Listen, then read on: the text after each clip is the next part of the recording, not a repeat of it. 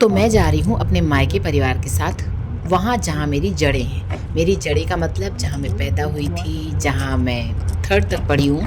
अब मैं यहाँ पर 13 साल बाद जा रही हूँ। 13 साल में बहुत कुछ बदल जाता है।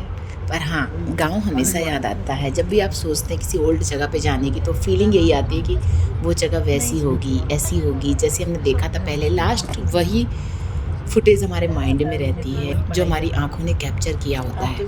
यहाँ आकर मुझे भी यही एहसास हो रहा था कि अरे हाँ, ऐसे ही घर देखे थे, लेकिन अब पक्के घर ज़्यादा हैं। पहले घरों पे मिट्टी लगी होती थी, मिट्टी के घर ज़्यादा होते थे। यहाँ पे मैं मिट्टी के घर मिस कर रही थी। बबूल की झाड़ियाँ, देसी बबूल के पेड़ पे लगे हुए गोंद जो हम तोड़-तोड़ के खाते थे, वो हर एक बात याद आ रही थी गाँव के इस रास्ते में चलने पे। वो सॉफ्ट सी दोमट मिट्टी जो पैरों में कभी चुभती ही नहीं थी। नहर, जहाँ पे हम देखते थे लोगों को कूद के नहाते हुए। मुझे नहर में तैरना नहीं आता था, तो मैं नहीं कूद पाती थी। बट हाँ, उधर बहुत मस्ती थी गाँव में। हम लोग पैदल दिन भर घूमते थे, स्कूल जाते थे, झोला उठा के चल देते थे। अलग ही लाइफ थी, और अभी उस लाइफ को यादों के रूप में जीवंत कर रही थी मैं इस रास्ते पे। ये पुलिया को देखकर गाँव के पास के नहर की पुलिया याद आती है, जहाँ पर हम खेला करते थे। एक गाँव में गेम हुआ करता था गुड़िया पटकने का, गुड़िया वाला गेम। बहुत प्यारा गेम होता था। कुछ यादें ऐसी हैं जो पूरी याद नहीं है, कुछ धुंधली सी हैं, बट याद है।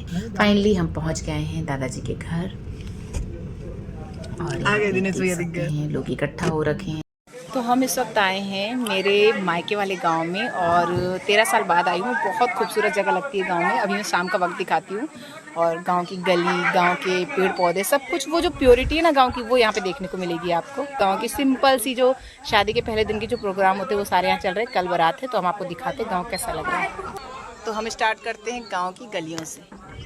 ये रही वो, आगे से हम उधर से आए हैं, और ये देखिए क्या मस्त घर, पेड़ और सब कुछ, लोग इकट्ठा हुए हैं।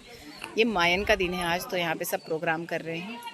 तो आज है यहाँ मायन और कल है बारात। तो हम आज देखते हैं कि यहाँ कैसे लोग इकट्ठा हुए हैं और कैसा क्या चल रहा है प्रोग्राम। सबसे मिलाते हैं, गाने वगैरह जो चलते हैं गाँव में सुनाते हैं आपको। एंजॉय कीजिए।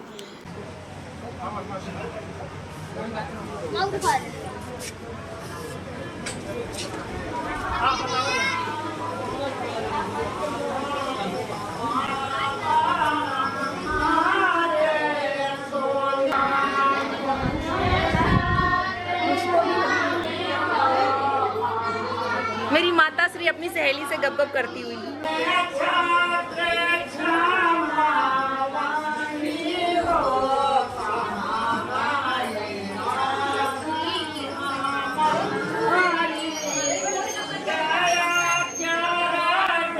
ये जो गाने की आवाज़ें आ रही है, उसमें जो सबसे तेज़ स्वर है वो है मेरी दादी का। मेरी दादी मतलब मेरी ताई जी, जो कि यहाँ स्क्रीन पे येलो साड़ी में है, और बचपन से हम इनकी मीठी आवाज़ पे डांट खाते हुए, इनका प्यार पाते हुए बड़े हुए हैं।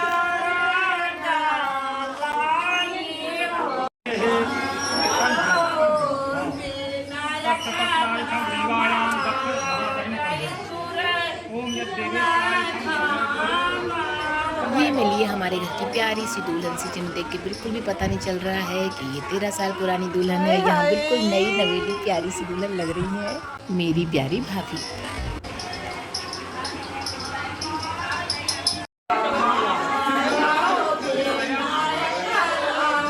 जिन दूल्हे राजा के लिए मायन का प्रोग्राम और सॉन्ग चल रहा है ना, मैं हूँ उनकी बुआ, और वो मुझे बनाने वाले हैं बहू को लाकर बुआ सास। OMG।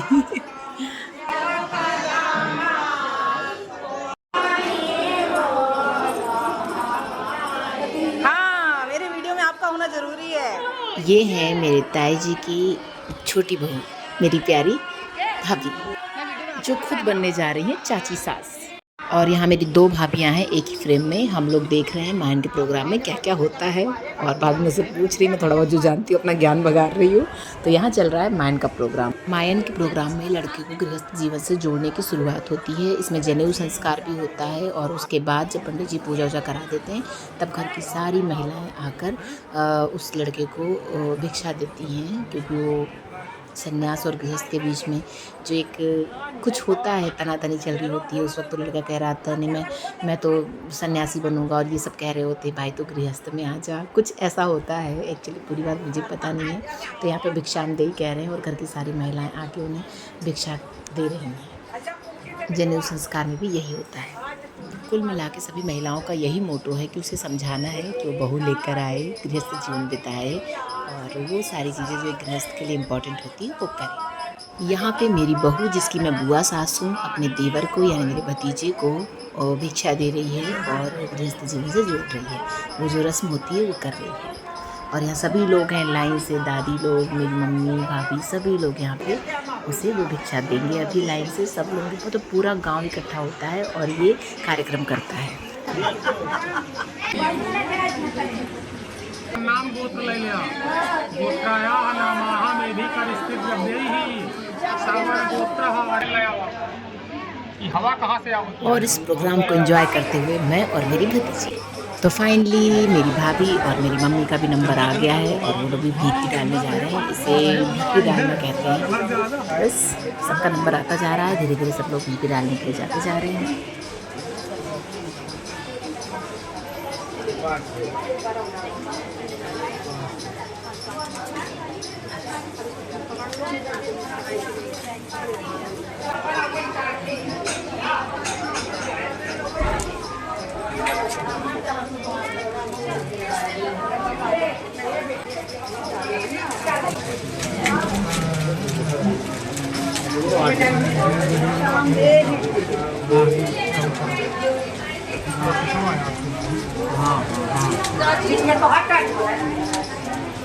जनेऊधारी होने के बाद लड़का जब गृहस्थ में जाने से मना कर देता है और कहता है नहीं, मैं अब संन्यास लूँगा, भगवान में अपना ध्यान लगाऊंगा, मैं तो गंगा नदी जाऊंगा, तो उसको सभी घर वाले मिलकर रोकते हैं और कहते हैं कि वो गृहस्थ जीवन जिए और उसके लोटे में पैसे डालते हैं, वजन बढ़ाते हैं, मतलब उसे लालच देते हैं गृहस्थ की तरफ आने का। यहाँ पे वो रस्म चल रही है जो कि बहुत मस्त लगती है, वही हम लोग देख रहे हैं।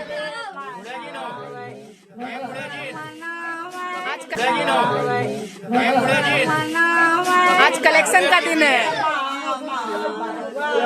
जोन डावे को 100 निकाला था।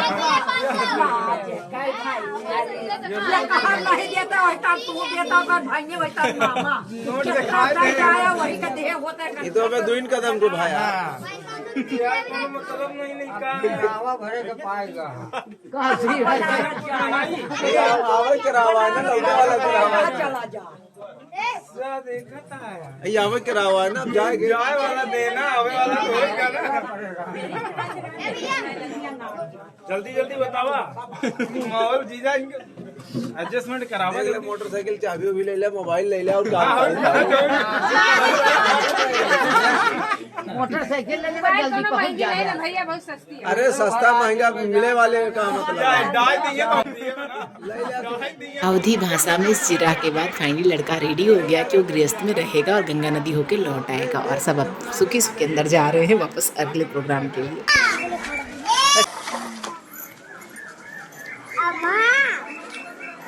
ये थोड़ा सा दूर बेटा। हाँ, अरे वाह, वो भी अपना सर दे रहा है आपको सहलाने के लिए। मुझे भी सुरा दो अनन्या।